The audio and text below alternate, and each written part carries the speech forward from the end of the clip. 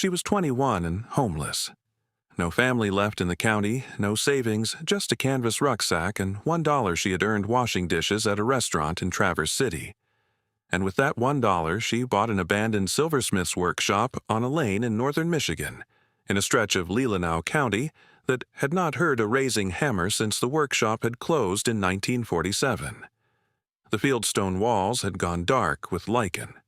The forge chimney was cold. But what nobody knew was that hidden behind the crucible wall of that old workshop was something that would change her life forever. Before we continue, if stories like this mean something to you, hit subscribe, and tell us in the comments where you're watching from. We love seeing how far these stories travel. Neve Aldrin had grown up with the sound of a hammer on silver, not the clang of a blacksmith's hammer on iron and not the thud of a carpenter's hammer on wood. The specific, bright, ringing sound of a polished steel hammer striking a sheet of sterling silver on a polished steel stake. The sound that traveled across a workshop like a bell, and that told a silversmith, by its pitch and its clarity, whether the silver was warm enough and the angle was right and the stroke was landing where it needed to land. Her grandmother had taught her to hear that ring the way certain grandmothers in certain craft towns teach a child the one thing the craft requires, by putting a hammer in her hand and letting her strike until the striking became listening.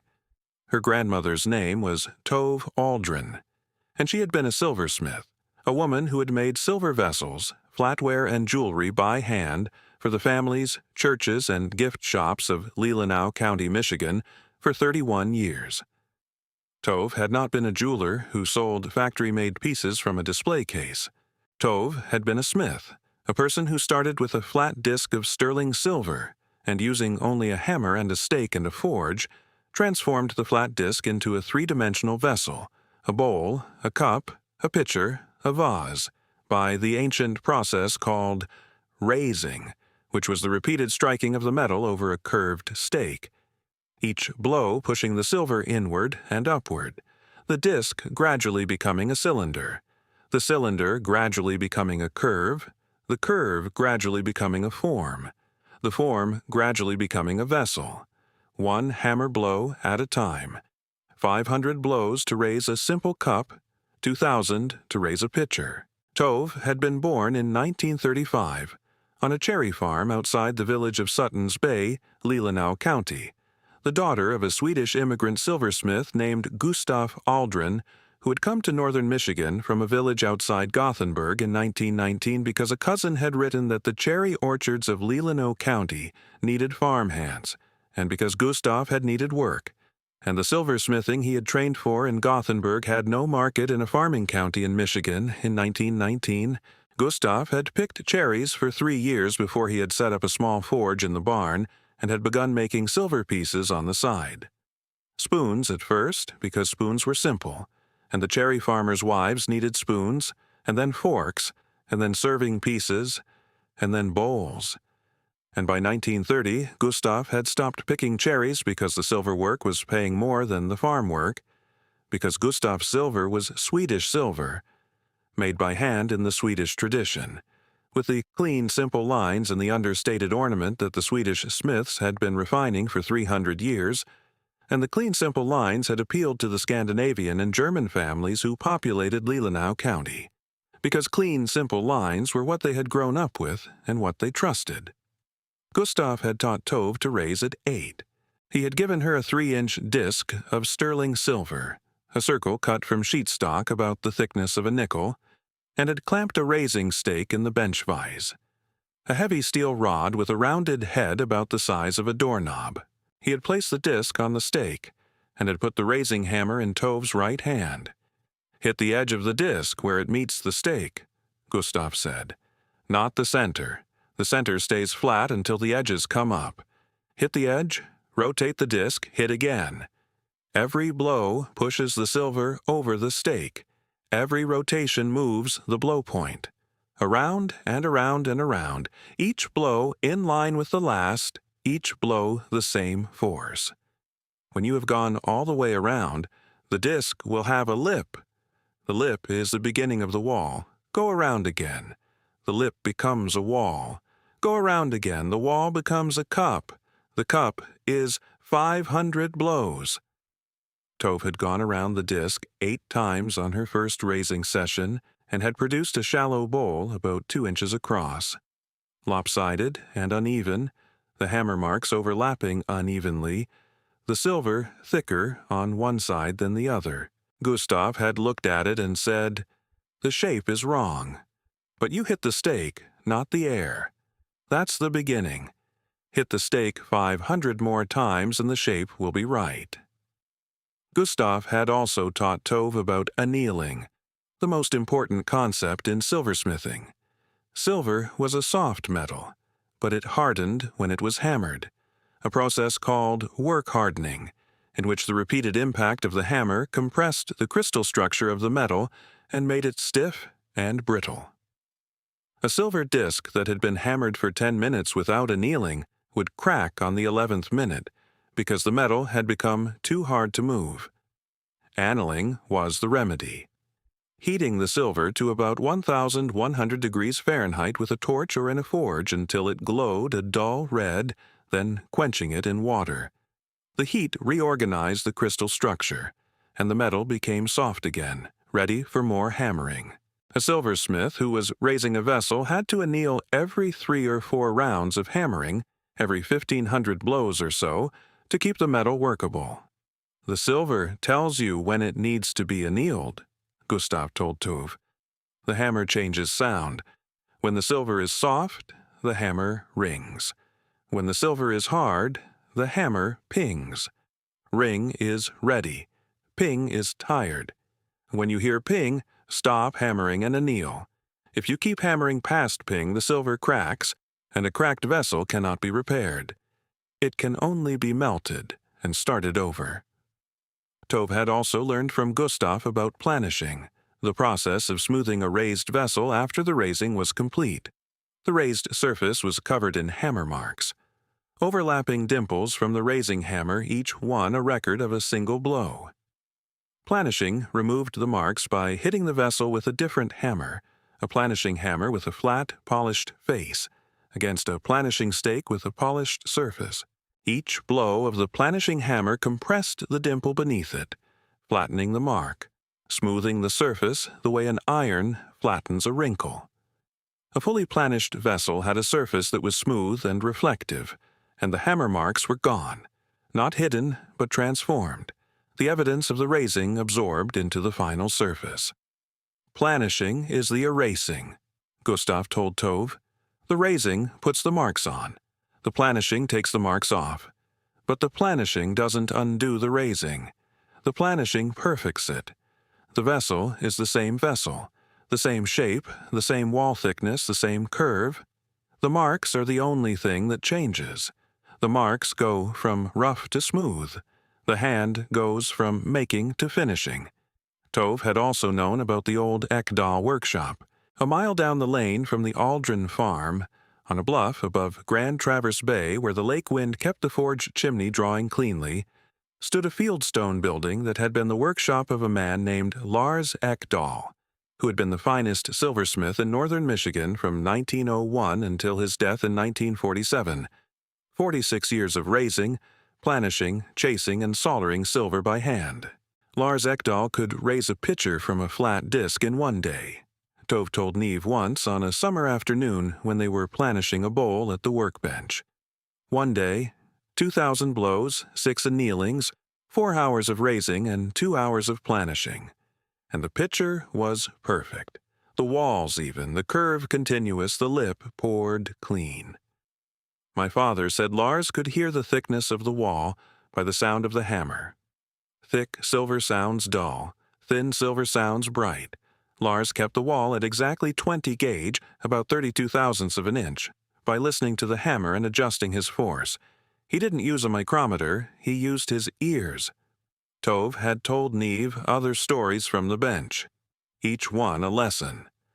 She told Neve about chasing, the technique of decorating a silver vessel by pressing patterns into the surface from the outside, using steel punches and a chasing hammer. The silversmith placed the vessel on a bed of pitch.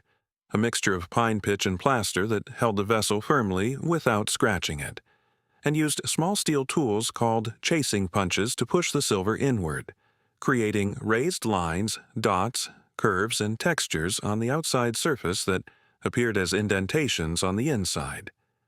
Chasing was drawing with a hammer. Each punch stroke was a mark, and the marks accumulated into a pattern. She told Neve about the hallmark, the small stamp a silversmith pressed into the bottom of every finished piece identifying the maker and the purity of the silver. Gustav's hallmark had been a small crowned G, the G for Gustav, the crown for the Swedish tradition. Tove's hallmark had been a small crowned T. The hallmark was the smith's signature, the one mark on the piece that said who made it and when. A hallmark was permanent. A hallmark lasted as long as the silver lasted, and silver, if it was not melted, lasted forever. The hallmark is your name on the work, Tove told Neve. You press your name into the silver, and the silver carries your name for 100 years, 200 years, 500 years. There are hallmarks on medieval silver that are still readable today. When you put your mark on a piece, you are saying, I made this. I am responsible for this. If this piece is good, my name is good. If this piece is poor, my name is poor. The hallmark is not decoration. The hallmark is accountability. Tove had married a man named Eric Aldrin, a cousin, a cherry farmer who had run 60 acres of Montmorency cherry on the bluff above the bay for 20 years, and who had understood that a wife who spent her days hammering silver in the barn was a wife whose arms were strong from raising, and whose ears were tuned to the specific pitch that told her whether the metal was ready to be hit again. Eric had died in 2004. Tove had continued alone. Tove and Eric had had one daughter, a woman named Kirsten, who was Neve's mother. Kirsten had left Leelanau County at 20, had moved to Grand Rapids, had worked as a dental assistant, had married a man named Brian who had sold insurance and who had left Kirsten for a younger woman when Neve was 5. Kirsten had raised Neve alone in a small apartment in Grand Rapids on the assistant's salary, and the apartment had smelled of mint fluoride and latex, and Neve had spent every summer at Tove's farm because the farm smelled of forged coke and hot silver and the specific sweet tang of pitch heated for chasing. Neve had been at the farm every summer from the age of 5 and every school break from the age of 7. Tove had put her to work immediately. Tove had taught Neve to read hammer marks at 6. She had taken a raised bowl from the shelf, one of Gustav's bowls, made in 1935, and had turned it upside down and said, Look at the marks. Each mark is a hammer blow. See how they overlap? Each blow is about the size of a dime. The blows go around the bowl in a spiral from the bottom to the lip. The spiral tells you how the smith raised the bowl. He started at the bottom and worked his way up, each round raising the wall a little higher. Count the rounds. Neve had counted. 12 rounds. 12 rounds, about 40 blows per round, Tove said. 480 blows, and the marks are even, the same size, the same depth, the same spacing. That means Gustav hit with the same force every time for 480 blows. That's not strength. That's control. By 8, Neve could recognize the difference between a raised mark and a planished mark. The raised mark was a deep dimple with sharp edges. The planished mark was a shallow compression with soft edges. By 10, Tove had taught her to hammer, to hold the raising hammer at the correct angle, about 30 degrees off vertical, to strike with the wrist rather than the arm. The wrist provided control, the arm provided only force, and to rotate the disc a consistent amount between each blow, about 15 degrees, so that each blow fell next to the previous blow without overlapping. By 12, Neve could raise a simple bowl from a 3-inch disc, the same exercise Gustav had given Tove. And the bowl was even and symmetrical, the wall consistent, the marks clean. By 14, Tove had taught her to anneal. Neve had heated a work-hardened disc with Tove's torch until it glowed dull red, quenched it in water, and felt the difference immediately. The stiff, resistant metal became soft and yielding, the hammer sinking into the surface instead of bouncing off it. The anneal is the reset, Tove told Neve.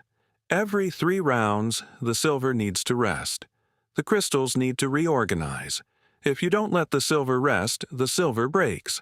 Patience is not optional. Patience is structural. By 16, Neve had built her first complete piece, a small silver cup raised from a 4-inch disc, planished smooth, the lip turned with a beading tool, the bottom stamped with her own hallmark, a small crowned N, following the family tradition. Tove had held the cup to the light and had turned it slowly and had looked at the wall. Thickness, even, and the lip, clean, and the hallmark, sharp, and had said, "Your grandfather would have sold this. That's the standard." Tove had died when Neve was 18, a quiet death at the farm, on a Saturday morning in November. She had been sitting at the workbench with a half-raised bowl on the stake, a 5-inch cherry blossom bowl she had been making for the Sutton's Bay gift shop, the walls about 2/3 up, the silver annealed and ready for the next round. The raising hammer was in her hand. She had been mid-stroke. Neve had taken Tove's raising hammer, a cross-peen hammer with a slightly curved face, the handle worn smooth by 31 years of grip, and her planishing hammer, and a silver disc Gustav had cut in 1945 that had never been raised. After Tove's death, Kirsten had sold the farm within 6 months. Neve had gotten a job washing dishes at a restaurant in Traverse City, $12 an hour, and had rented a room in a shared apartment that had lasted until the lease ended and the other tenants moved out, and Nev could not afford the rent alone. If you're enjoying this story, take a second and subscribe. It helps us keep making stories like this one. And tell us in the comments, have you ever held something made of silver and felt, in the weight of it, the hand that made it? She had $1 in her pocket and no car. She had Tove's 2 hammers and Gustav's unraised disc in her rucksack. She saw the listing at the post office, a photocopied county surplus notice on the community board beside the mailboxes in the Sutton's Bay post office, yellowed, half hidden behind a flyer for a cherry festival. Leelanau County Surplus. Silversmith's Workshop, Ekdal Lane, $1, Enquire Clerk's Office. Nobody had taken it down. Nobody had inquired. She walked to the Leelanau County Clerk's office in Leland the next morning. The clerk, a woman in her 50s named Mrs. Lindstrom, stamped the deed and handed Neve an iron key on a loop of silver wire. "The Ekdal Workshop on the Bluff, Mrs." Lindstrom said. "Lars Ekdal's daughter brought this key to this office in 1948 and said, 'Give it to whoever hears the hammer.' Nobody ever asked." She looked at Neve. "Tove Aldrin was your grandmother?" Neve said, "Yes, ma'am." Mrs. Lindstrom said, "Tove made the christening cup for my daughter in 1991. My daughter is 33 now and the cup is on her mantle. The hallmark, the crowned T, is still sharp. The silver hasn't tarnished. Tove said if you raise a cup correctly and planish it correctly, the surface is so dense that oxygen cannot penetrate, and silver that oxygen cannot penetrate does not tarnish." She hitched a ride to the lane that afternoon.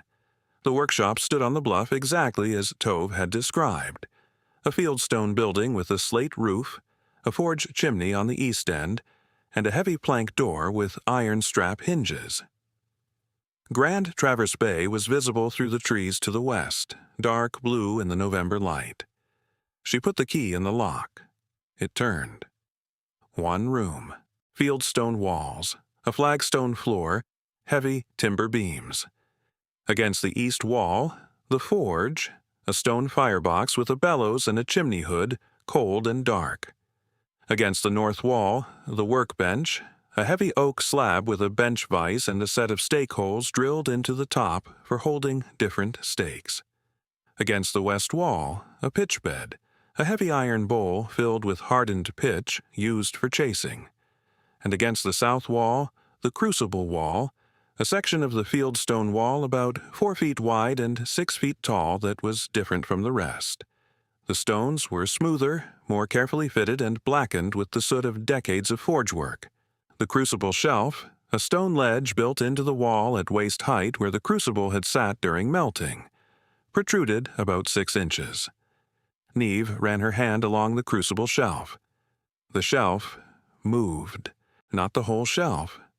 The front face of the shelf, a fitted stone slab about 18 inches wide, shifted outward under her hand. She gripped the edge and pulled. The slab came free, revealing a cavity behind the crucible shelf. A space about 2 feet deep, lined with fire brick, sealed from the heat of the forge by the thick fieldstone wall. Inside the cavity, wrapped in a chamois cloth, were a leather tool roll, a heavy canvas pouch, and a thick leather-bound book. The tool roll held a matched set of Silversmith's tools: a raising hammer with a cross-peen face identical to Tove's, a planishing hammer with a mirror-polished face, a set of 12 chasing punches in graduated profiles, dots, lines, curves, leaves, a pair of silver soldering tongs with insulated handles, a jeweler's torch tip for precision soldering, and a hallmark stamp, a small crowned L engraved in steel. Each tool was stamped E, Lars Ekdahl. Beside the tool roll, wrapped separately in a square of silk, was a single finished piece. A silver serving spoon, about 10 inches long, the bowl raised from a single disc, the handle forged and tapered, the junction between bowl and handle invisible because Lars had forged them from one piece, not soldered 2 pieces together. The spoon was Lars's last piece, finished, hallmarked with the crowned L on the back of the handle, never delivered. The canvas pouch held gold coins, 35 Liberty Quarter Eagles, dated between 1901 and 1946. The coin dealer in Traverse City valued them at approximately $22,000. The book was a pattern book, page after page of hand-drawn templates for every piece Lars had made across 46 years. Each page showed the flat disc size, the finished dimensions, the raising sequence, number of rounds, blows per round, the annealing schedule, the planishing sequence, the chasing pattern if decorated, and a one-line quality note.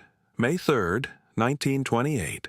Cherry Blossom Bowl, 6-inch disc, 14 rounds, 42 blows per round, anneal every 3 rounds, planish 200 blows, chase 4 blossoms on outside.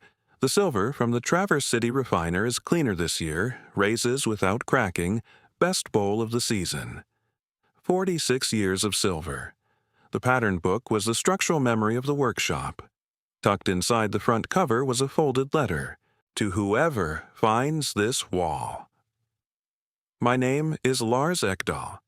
I have raised silver in this workshop from 1901 until today, the 9th of October, 1947. I am 68 years old. The factories have come. They stamp silver vessels from sheet in a press, and the vessels all look the same. My vessels do not look the same. Each one carries the marks of my hammer before I planish them away, and the marks are still in the metal, even though you cannot see them because planishing does not remove the marks. It absorbs them. I am leaving my tools and my savings and my pattern book and my last spoon behind the crucible wall, because the wall is fire brick and fire brick does not burn. Raise something. Lars Ekdahl, Silversmith, October 9th, 1947. Neve read the letter twice. Then she picked up the silver spoon, Lars's last piece, and turned it over. On the back of the handle near the base, the hallmark, a small crowned L, pressed into the silver with the steel stamp.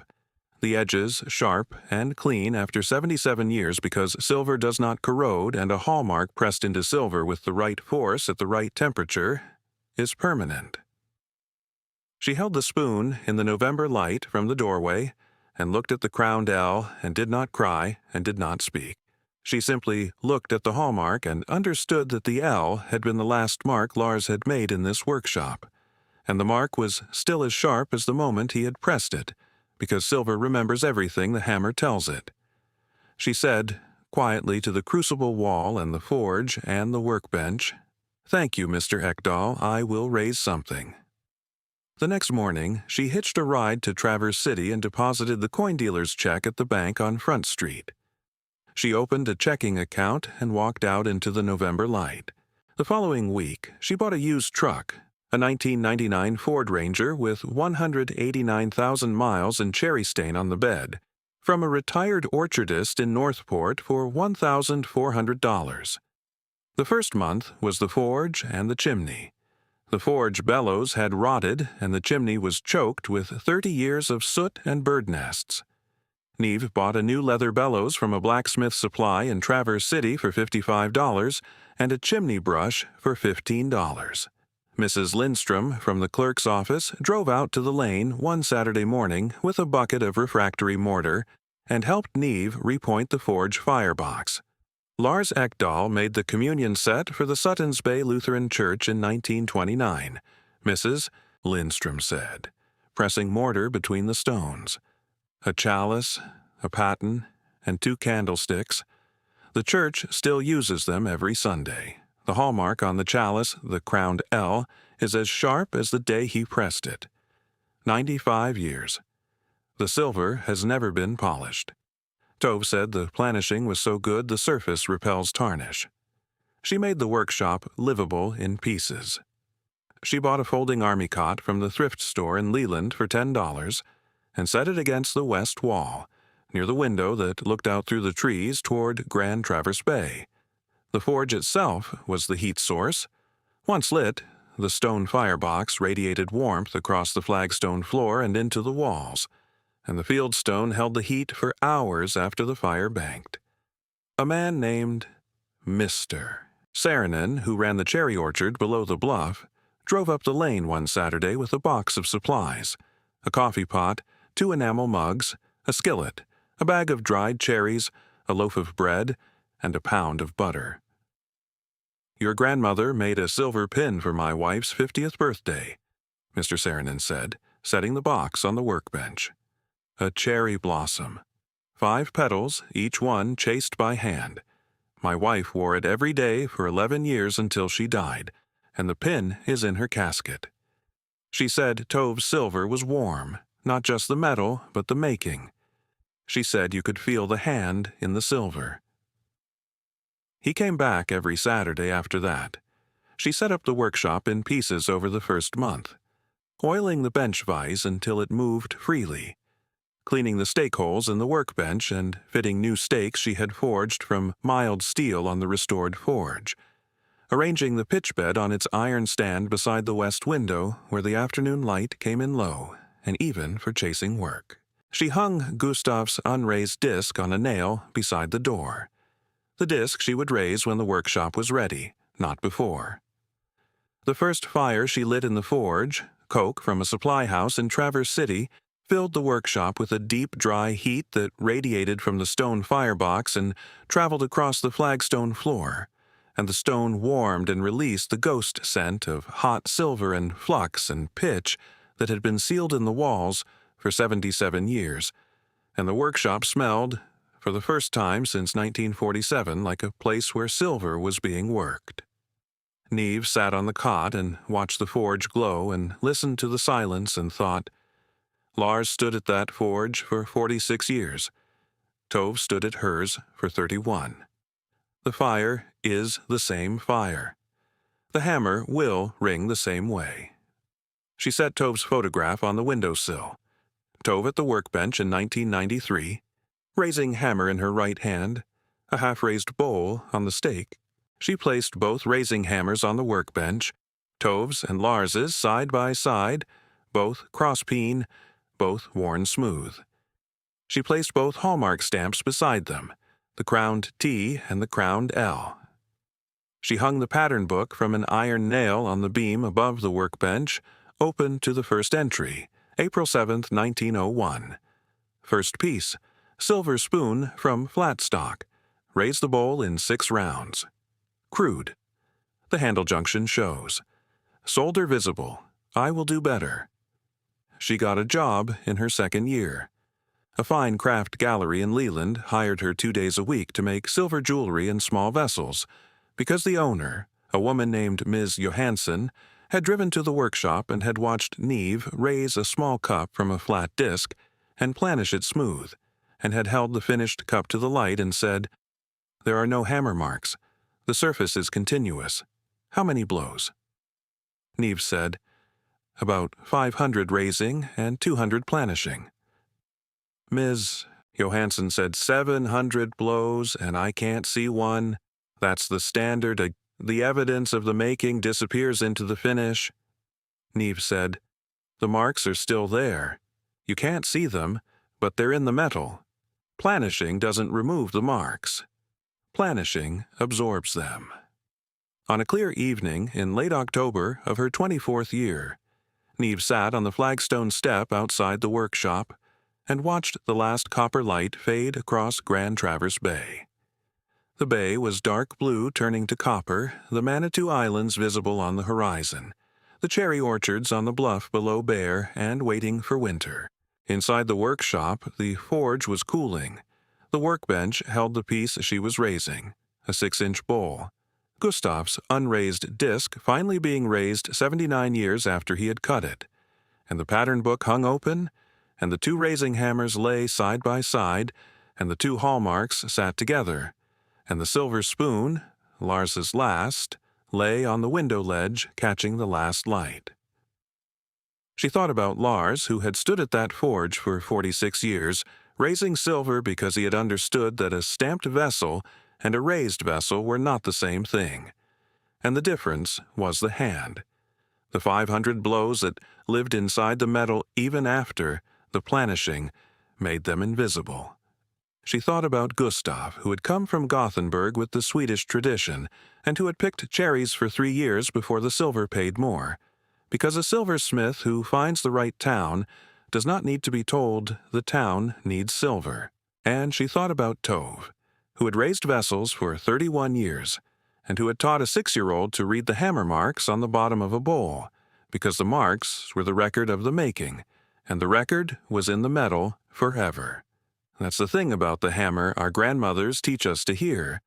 We do not always know, when we are 6 years old and looking at the overlapping dimples on the underside of a silver bowl, that the looking is itself the trade. We learn it slowly, summer by summer, blow by blow. And then, 3 years after the old woman dies, we pull a stone from a crucible wall and find the tools of the man who raised silver for 46 years, and we understand what she had been teaching us. She had been teaching us that ring means ready and ping means stop. She had been teaching us that planishing does not remove the marks, but absorbs them. And the trade is the patience to trust that the 500th blow will complete what the first blow began. Nave Aldrin was 21 years old and homeless. She had $1 to her name, and she spent it on an abandoned silversmith's workshop on a lane in northern Michigan. It was the best $1 she ever spent. If this story moved you, share it with someone who needs to hear it. And if you haven't already, subscribe and turn on notifications so you never miss a story. Thank you for being here. See you on the next Quiet Road.